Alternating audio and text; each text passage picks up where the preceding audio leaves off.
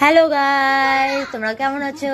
আশা করি ভালো আছো। আমি খুব ভালো আছি, আজকে তো খুব আনন্দে আছি। দেখো, আমার ঘরে একটা পাখি ঢুকে গেছে। পাখিটা ঢুকে গেছে, ও কোথা দিয়ে ঢুকেছে, কিভাবে ঢুকেছে কেউ জানে না। সবাই অবাক হয়ে এক মনে চাইয়ে দেখছি যে পাখিটা কি করতে যাচ্ছে।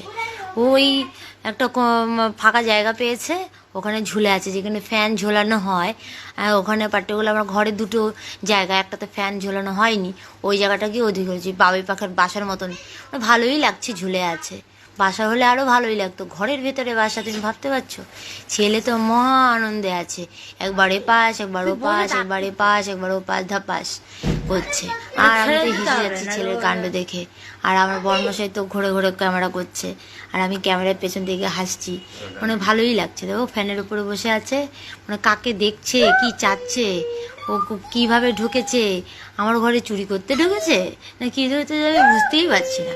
মানে চেষ্টা করছিলাম ওকে বের করে দেওয়ার জন্য, কিন্তু ও তো বের করতে যাচ্ছে না কিছুটা। ওই দেখো, আমার ঘরের প্যান্টের ভেতরে ঢুকে গেছে, নিশ্চয়ই টাকা চুরি করছে। বলে না, রাজার ঘরে যে ধন আছে, আমার ঘরে সেই ধন আছে, সেই দশা।